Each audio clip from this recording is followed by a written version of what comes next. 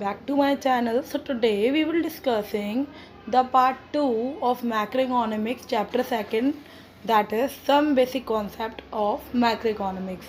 So today we will learn about the chapter 2 and chapter 2 a particular part of chapter 2.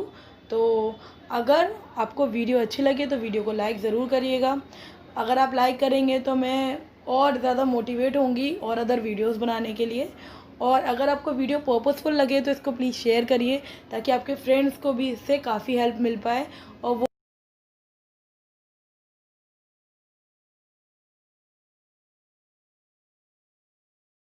चाहती हूँ कि आप लोग इसे अच्छे से समझें. और वीडियो को बिना देर करते हुए हम स्टार्ट करते हैं. पर उससे पहले मैं आपको बता दे रही हूँ कि इससे पहली वीडियो का लिंक मैं आपको डिस्क्रिप्शन में दे दूँगी, तो आप डिस्क्रिप्शन में जाकर उस वीडियो को पूरा देखें और फिर इस वीडियो को देखें ताकि आपको क्लियर तरीके से कॉन्सेप्ट एकदम अच्छे से समझ में आ जाए और कोई भी दिक्कत ना हो. जितना अच्छे से आप बेसिक कॉन्सेप्ट इसका समझ लोगे उतनी ईजी आपको नेशनल इनकम लगेगी. बहुत ईजी फ्लो है नेशनल इनकम, इतनी कोई टफ चीज़ नहीं है और मेरे हिसाब से तो ईजीएस्ट चीज़ है नेशनल इनकम. तो मेरे हिसाब से आप लोग इस वीडियो को अच्छे से देखना, इसको अच्छे से समझना और प्रीवियस वीडियो को भी देखना. और मैंने इंडियन इकोनॉमी और माइक्रो इकोनॉमिक्स के भी कुछ कॉन्सेप्ट्स डाले हुए हैं, तो आप मेरे चैनल पे क्लिक करके वहाँ पर प्लेलिस्ट पे जाकर आप देख सकते हैं. ठीक है, तो वीडियो को बिना देरी करते हुए हम स्टार्ट करते हैं. पर वीडियो को पूरी देखनी है, स्किप कर करके मत देखना वरना समझ में ही नहीं आएगा. तो सबसे पहले हम बात करेंगे इन्वेस्टमेंट की. What is investment? इन्वेस्टमेंट क्या है? इन्वेस्टमेंट एक ऐसी प्रोसेस है जिससे कैपिटल जनरेट होती है. हम एक बहुत सिंपल सा एग्जांपल ले लेते हैं कि आप पे पैसे थे, ठीक है, आपने उसे फ़ोन ख़रीद लिया, ठीक है. अब वो फ़ोन आपने अपने पर्सनल यूज़ के लिए ख़रीदा, ठीक है.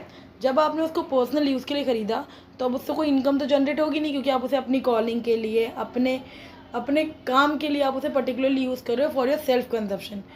उसकी हेल्प से कोई इनकम जनरेट नहीं हो रही.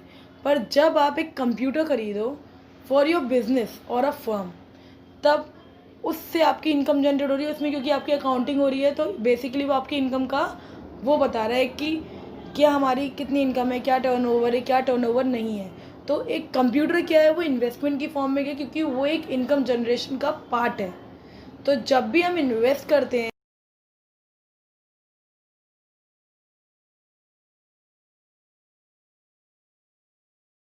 ऐसी थिंकिंग नहीं होती कि उससे हमको फर्दर इनकम जनरेट हो. That is called in expenditure.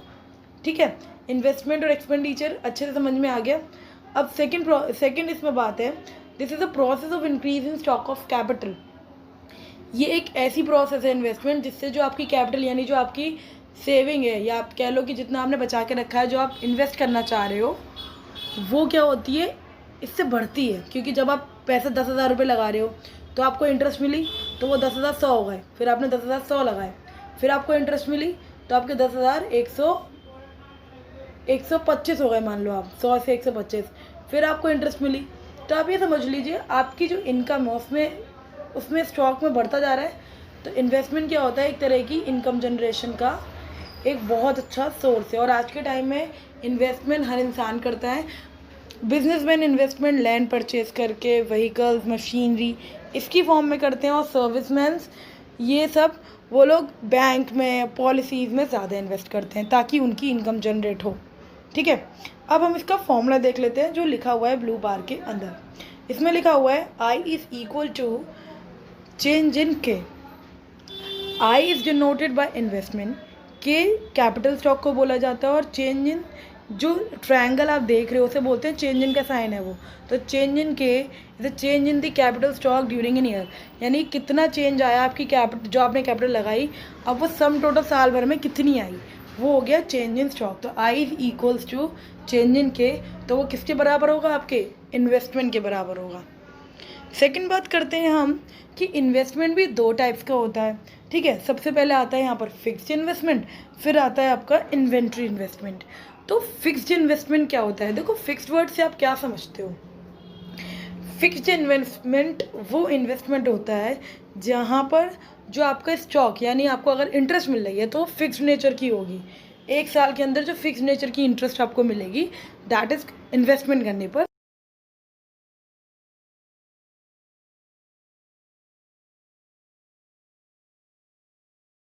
Interest मिलने वाली है। ठीक है, तो आपकी हर बार 10% 10,000 पे कितना हो गया, 1,000 1,000 1,000 1,000, तो 12 महीने तक आपको 1,000 मिलती रहेगी।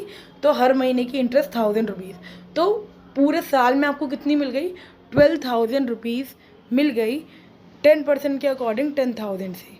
ठीक है, तो ये आपका हो गया फिक्स नेचर, यानी सेम कैपिटल पे सेम इंटरेस्ट रिसीव होना पूरे साल, उससे बोलते हैं हम फिक्स नेचर की इन्वेस्टमेंट।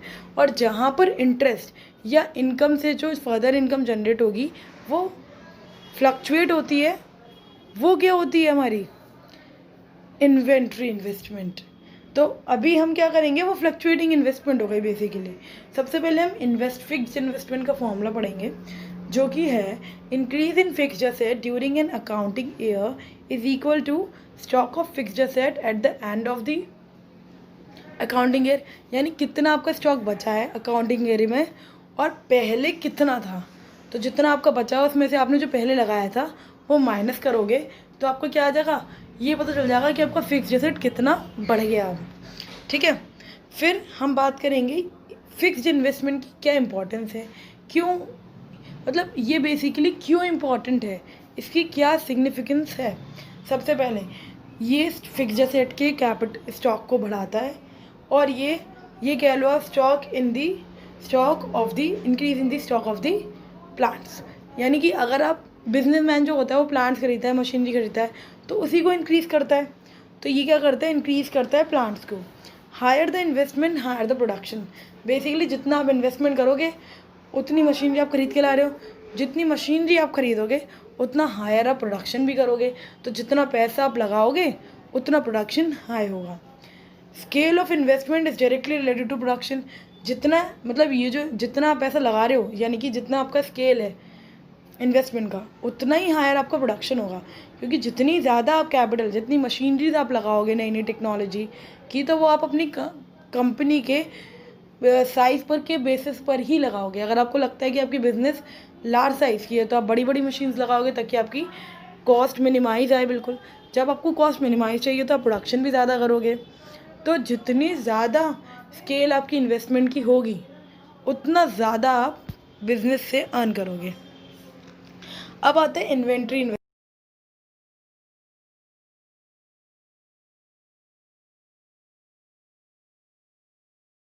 वो इन्वेस्टमेंट होता है जैसे आपने रॉ मटेरियल खरीदा, वो चेंज होता रहता है ना। तो वो होता है कि जैसे आपका रॉ मटेरियल है, आप कॉटन लेकर आए, आपने कॉटन से कॉटन के क्लोथ बना दिए, तो रॉ मटेरियल आपका क्या हो गया, कॉटन हो गया।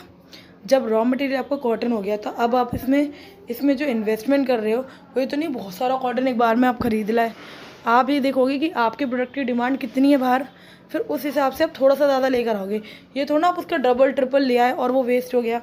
तो इन्वेंट्री इन्वेस्टमेंट होता है कि जब आप रॉ मटेरियल या सेमी फिनिश या फिनिश गुड में जब आप इन्वेस्टमेंट करते हो, that is called an inventory investment. इसका फॉर्मूला भी बहुत सिंपल है, कितना आपका इन्वेंट्री इन्वेस्टमेंट रहा है एंड में और कितना बिगिनिंग में था वो माइनस कर दोगे तो आपको ये पता चल जाएगा कि इन्वेंट्री इन्वेस्टमेंट थी कितनी। अब इसकी क्या इंपॉर्टेंस है, higher the investment higher the risk of uncertainty. देखो, जितना आप माल खरीदोगे उतनी ज़्यादा रिस्क रहेगी, क्योंकि ज़रूरी तो नहीं है ना माल बिके ही बिके। हम हमेशा पॉजिटिव एस्पेक्ट सोचते हैं कि माल बिकेगा, लेकिन सम टाइम देयर में बी ए चांस कि माल ना भी बिके। अगर माल नहीं बिकेगा तो नुकसान हो सकता है। तो जितना ज़्यादा आप इन्वेस्टमेंट करोगे उतनी ज़्यादा अनसर्टेनिटी भी इंक्रीज़ होगी।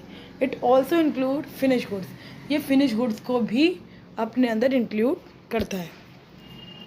अब हम बात करते हैं इन्वेस्टमेंट। दो तरह की इन्वेस्टमेंट होते हैं, ये हम नेशनल इनकम जब कैलकुलेट करेंगे तो उसमें भी यूज़ आएगा, तो इसको बहुत अच्छे से समझ लें। सबसे पहले आता है ग्रॉस इन्वेस्टमेंट, दूसरा आता है नेट इन्वेस्टमेंट। ग्रॉस इन्वेस्टमेंट के अंदर न्यू असेट्स का जो एक्सपेंडिचर होता है वो इंक्लूड होता है, जबकि नेट इन्वेस्टमेंट के अंदर न्यू जो आप मशीनरी खरीदते हो असेट्स, उनके एक्सपेंडिचर इंक्लूड नहीं होता। सेकेंड,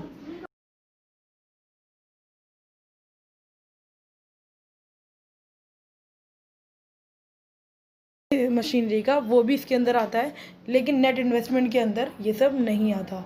ग्रॉस इन्वेस्टमेंट का फॉर्मूला होता है नेट इन्वेस्टमेंट प्लस डेप, और नेट इन्वेस्टमेंट का फॉर्मूला होता है ग्रॉस इन्वेस्टमेंट माइनस डेप।